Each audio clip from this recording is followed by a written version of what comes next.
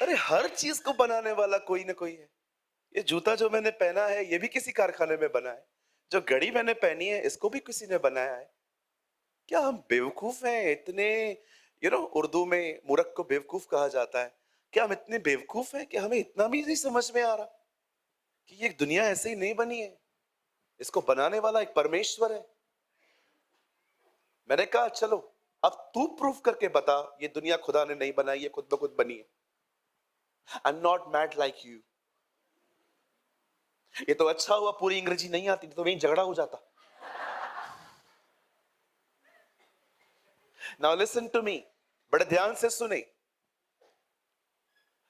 Even हमारे exams में, हमारी पढ़ाई में भी यही सिखाया जाता है कि दुनिया जो है जब बनी तो इंसान पहले बंदर थे।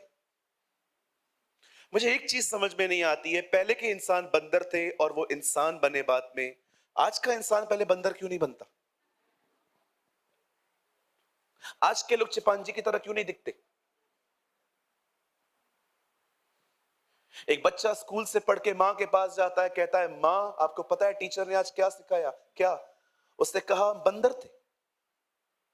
लेकिन मां क्या ये सच है? नो बेटा, मैंने आपको बाइबल पढ़ाई है। अ स्वीट गॉड, जो प्यारा प्रभु है उसने हमें बनाया है। लेकिन मां वो तो कहते हैं हम ऐसे नहीं बने थे। नहीं नहीं बेटा, वो सब सच बताते हैं लेकिन ये बात झूठ है उनकी। ओके, अब बच्चा डैडी के पास जाके कहता है डैड आपको पता है आज मैंने स्कूल में क्या सीखा? कि हम पहले बंदर थे लेकिन मां ने क्लियर किया कि हम बंदर नहीं थे। बाप ने कहा बेटा तेरी मां तेरे को झूठ बोल रही है, हम बंदर थे। टीचर बोलती है हम बंदर थे, मां बोलती है हम नहीं थे, पिताजी बोलते हैं हम बंदर थे। और बाप बेचारा बच्चा वापस मां के पास जाके कहता है मां डैडी तो बोल रहे थे हम बंदर थे। बोला हाँ बेटा, उससे तेरे को अपनी स्टोरी बताइए, वो बंदर ही था। हम बंदर नहीं थे जी। बाइबल कहती है उसने हमें अपने स्वरूप और अपनी समानता में बनाया है।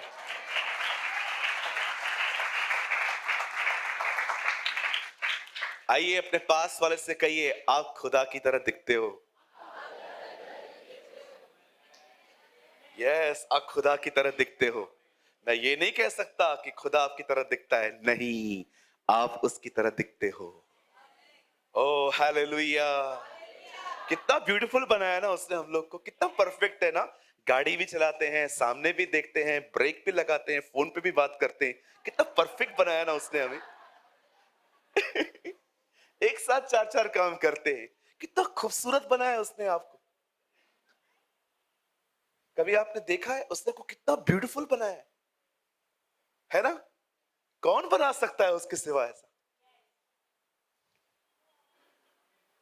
नाउ लिसन टू मी, जब परमेश्वर ने इस सृष्टि का निर्माण किया, व्हेन गॉड क्रिएट एवरीथिंग, और बाइबल कहती है उसके बाद परमेश्वर ने उस क्रिएशन के अंदर मछलियां बनाई। मैं आपको बताना चाहता हूं फिशेस का इतिहास बहुत खूबसूरत है। जब खुदा ने उन्हें बनाया ना, तो आपको पता है उस मछलियों का लाइफ कहां से आ रहा है? पानी से। जब परमेश्वर ये दुनिया बना रहा था तो उसने पानी को कहा तुझमें से सारे वो जीव जंतु उठे और मछलियां भी बने। और बाइबल कहती है पानी में से मछलियां पैदा हो गई। और आप देखिए उनका जो जीवन का जो सोर्स है, जो रास्ता है, पानी से ही आता है, क्योंकि उनकी जड़ पानी में से निकली है। जब परमेश्वर पेड़ पौधों को बना रहा था तो उसने जमीन से कहा तुझमें से सारे पेड़ पौधे निकले। और आप देखिए उनका जो लाइफ है ना वो वहीं से आ रहा है। आप एक पेड़ को जमीन से अलग करके देखो, वो खत्म हो जाता है। पर आपने देखा जब परमेश्वर ने सृष्टि बनाई, सब कुछ बनाया, मछलियां बनाई, पेड़ बनाए, और सब बनने के बाद उसे जब मनुष्य बनाया तो पता है उसे पानी से और जमीन से, आसमान से बात नहीं की। उसने कहा आओ हम मनुष्य बनाएं। अब वो खुद से बात कर रहा है। वो हमारी जड़ है, हम उसमें से निकले हैं। मैं मैं आप में से हर एक को बताना चाहता हूं, God is the source of your life. परमेश्वर है जहां से आप निकले हैं। और मैं आपको बताना चाहता हूं यीशु आपको वापस वहां ले जाने के लिए ले आया। यीशु इसीलिए आया ताकि आपको वहां ले जाए वापस। अब बड़े ध्यान से सुने, जब खुदा ने इस दुनिया को बनाया, सब कुछ बनाया, उसके बाद जब उसने अपने बच्चों को बनाया तो उसने वहां से उन्हें एक खूबसूरत घर में रख दिया, जिसे हिंदी में अदन की वाटिका, इंग्लिश में द गार्डन ऑफ, ये देखने के लिए कि क्या ये मुझसे प्यार करते हैं, क्या ये मुझसे प्यार करते हैं। लिसन टू मी, आप कितने भी गीत गा लो, आप कितने भी सुर निकालो, आप कितना भी अच्छा प्रचार कर लो, आप कितना भी चर्च के अंदर जल्दी आ जाओ, कोई चीज प्रूफ नहीं कर सकती कि आप प्रभु से प्रेम करते हो। आपका प्रेम मात्र एक चीज में दिखता है कि जो वो कहे वो करना। ओबीडेंस, आज्ञा पालन। हर बार ये इतना आसान नहीं होता, कभी कभी बच्चे भी देने पड़ते हैं, जैसे अब्राहम ने दिए।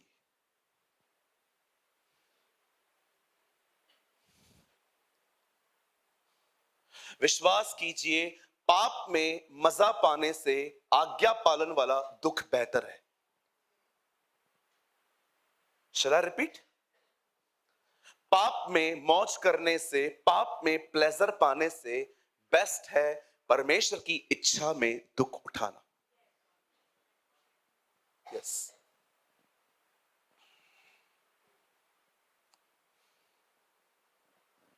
मैं आपको सच कहता हूं भाइयों बहनों, परमेश्वर के साथ चलना सब कुछ है। इब्रानियों की पत्री कहती है, हमारे कुल पिता अब्राहम को देखो कि जब वो अकेले थे तब परमेश्वर ने उसे बढ़ाया। जब आप परमेश्वर के साथ चलते हो ना, वो आपको बढ़ाता है। आओ उस आओ हम अपने कुल पिता अब्राहम को देखें कि जब वो अकेला था तब परमेश्वर ने उसे बढ़ाया। आदम को परमेश्वर ने बना के वहां रख दिया, एक कमांड दी, 10 आज्ञाएं नहीं थी जी, 613 आज्ञाएं व्यवस्था विवरण में आई, लेकिन इंसान के लिए एक ही आज्ञा थी, फल न खाना। और बाइबल कहती है उन्होंने खाया और परमेश्वर ने कहा था जिस दिन खाओगे उसी दिन मर जाओगे। लेकिन कुछ लोग इस बात को समझ नहीं पाते हैं ना। कम यहां देखिए, आपकी और मेरी नजर में मृत्यु क्या है? एक आदमी का दुनिया छोड़ के चला जाना। पर मैं आपको बताना चाहता हूं, परमेश्वर की दृष्टि में वो मृत्यु नहीं है। परमेश्वर की दृष्टि में एक व्यक्ति की मृत्यु तब हो जाती है जब वो परमेश्वर से अलग होकर जिंदगी जीता है। अगर मैं आप में से किसी से भी पूछूंगा कि मौत क्या होती है, तो आप कहेंगे एक व्यक्ति जब बदन छोड़ देता है, मर जाता है, उसे मृत्यु कहते हैं। लेकिन परमेश्वर की नजर में मृत्यु वो नहीं है। परमेश्वर देखता है कि जब एक व्यक्ति अपने पाप के कारण उससे अलग होता है, तब परमेश्वर उसे मृत्यु घोषित कर देता है। क्या कहा परमेश्वर ने आदम को? जिस दिन तू खाएगा उसी दिन मरेगा। आदम का बदन उस दिन नहीं मरा है, पढ़ के देखिए, उस दिन आदम परमेश्वर से अलग हो गया। परमेश्वर की दृष्टि में मृत्यु इस चीज को कहते हैं। इसीलिए गुमराह पुत्र जब अपने बाप के घर में वापस आता है, तब उसका पिता कहता है, देख ये मर चुका था, अब जी उठा है, ये मुझसे अलग हो गया था, अब ये वापस आया है। जो लोग खुदा से दूर हैं, खुदा उन्हें मृत्यु घोषित करता है, लेकिन जब वो वापस आते हैं, खुदा कहता है अब ये जिंदा है।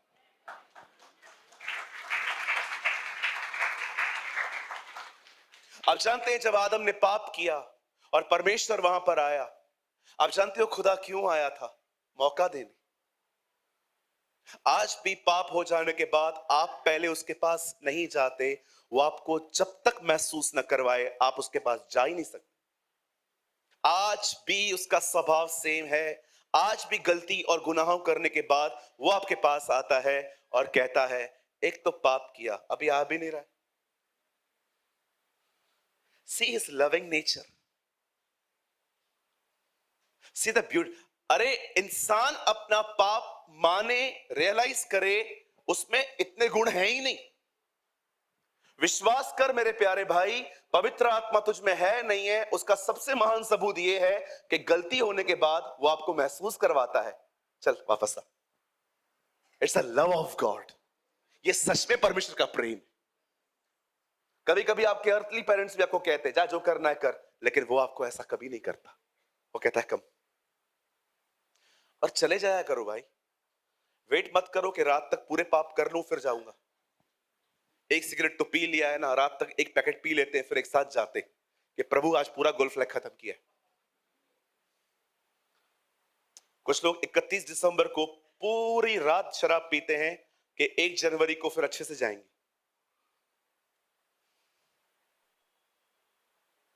अब बड़े ध्यान से सुने, इट्स वेरी इंटरेस्टिंग नाउ। जब परमेश्वर ने देखा कि इन्होंने पाप किया है और परमेश्वर आए और परमेश्वर ने उनको देखा और परमेश्वर ने उनसे खुद पूछा, फल खाया है क्या? बोलते हैं नहीं। तूने जो पत्नी दी थी, तूने, मैंने नहीं मांगी थी, तूने दी।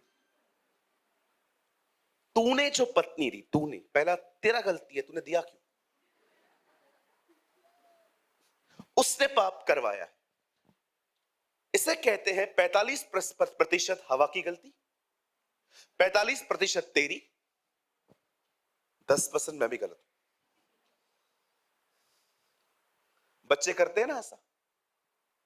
आपके 2 बेटे हैं, दोनों फेल होके आए, अब एक से पूछो रिजल्ट बता, ये भी फेल हुआ है, पहले इससे मार ताकि मैं भागूं। मैं आपको एक बात कहूं, बुरा मत मानिएगा। एक व्यक्ति जब तक ईमानदार न बने वो कभी पवित्र हो ही नहीं सकता। जब तक आप माने नहीं ना कि आप गलत हैं, खुदा आपको बदल ही नहीं सकता। स्टम्बलिंग ब्लॉक है डिसऑनेस्ट नेचर लोगों के लिए। आज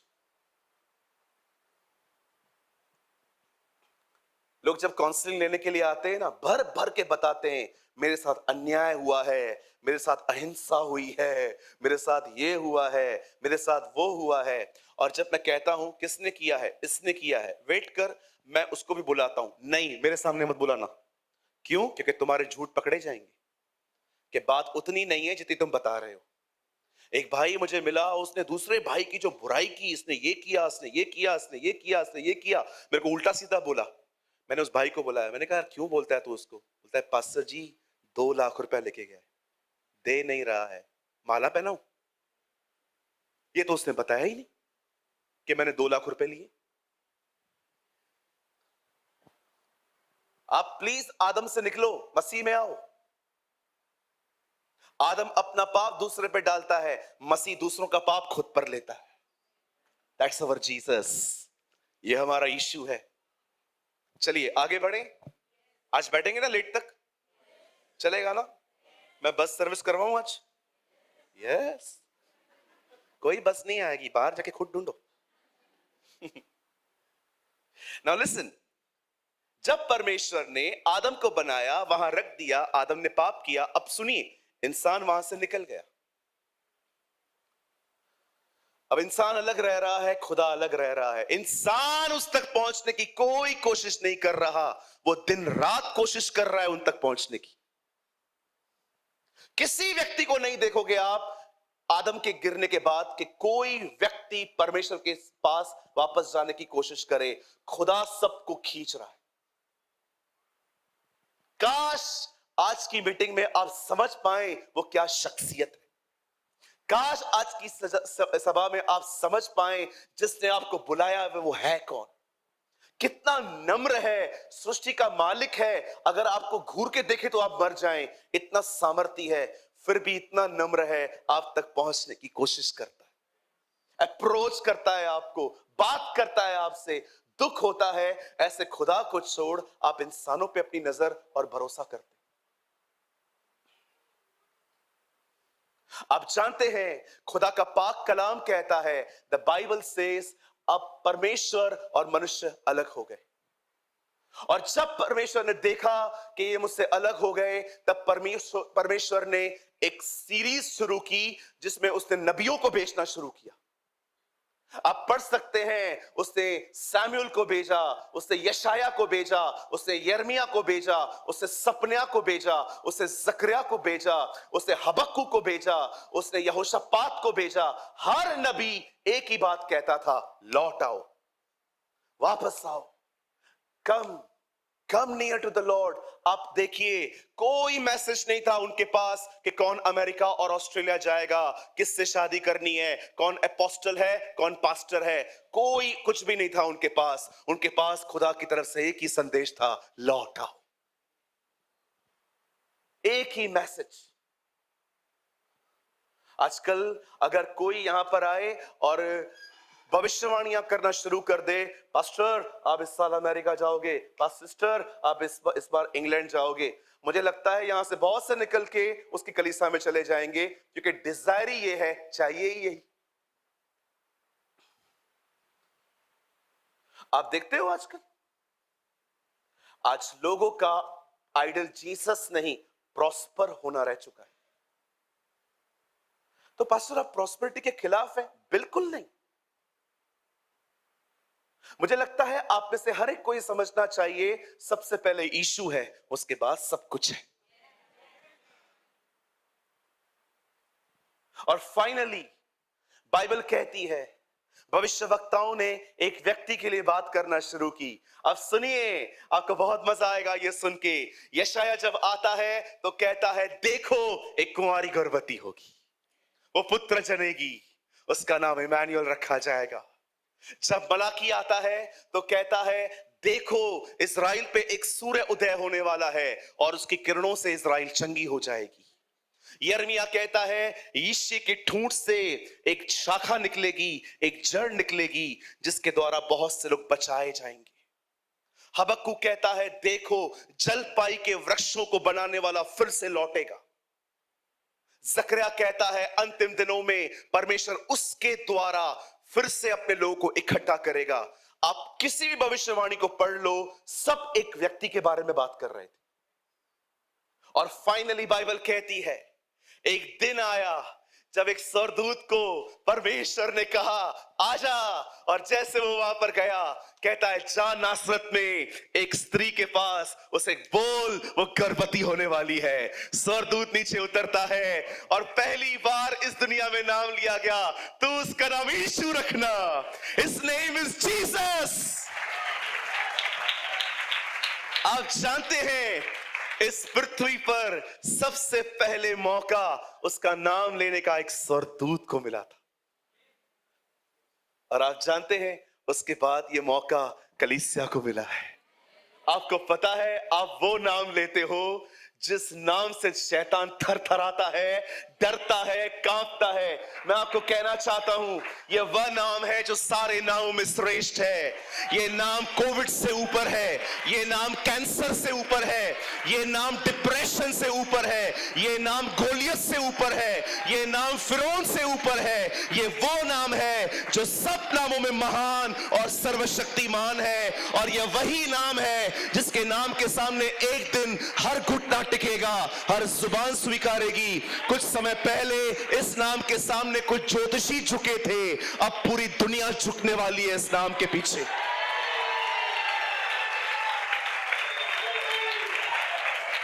ओह वंडरफुल लॉर्ड, हमें एक नाम दिया गया है।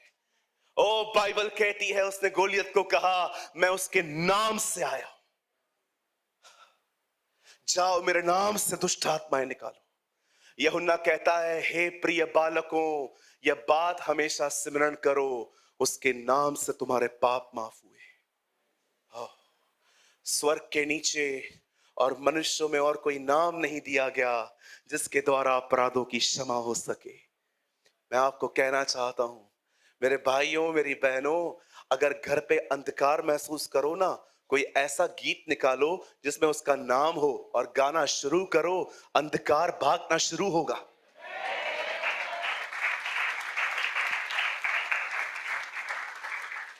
ऐसे गीतों को गाना बंद करो जिसमें खाली मनुष्य को महिमा मिलती है। मैं आया, मैं गया, तुझे बुलाया किसने? बहुत सारे गीतों में मैं आया, मैं आया। मैं रिसेंटली गाना सुन रहा था, मुझे लग रहा था उस गाने को भी उद्धार की जरूरत है, उस गाने को भी छुटकारे की जरूरत है। गीत गाया जा रहा था, मैं आया, मैं आया, मैं आया, एक ही लाइन 100 बार, मैं आया, मैं आया।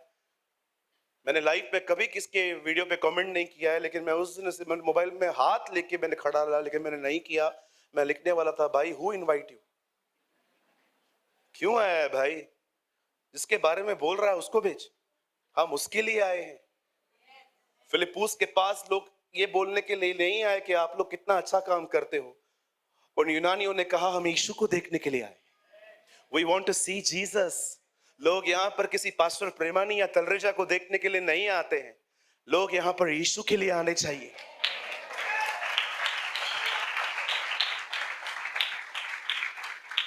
और बाइबल कहती है वो हमारे बीच में आया, वचन देहधारी हुआ, word became flesh, the tabernacle of God in the midst of his people. Message translation में लिखा है, देखो वो मिलाप वाला तंबू आया, जिसके द्वारा परमेश्वर हमसे मुलाकात करता है। किसी परमेश्वर के दास ने कहा, salvation only found in Jesus and Jesus must be preached।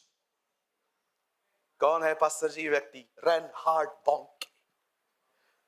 वो कहता है उद्धार यीशु के नाम में है और उसका नाम प्रचार होना चाहिए।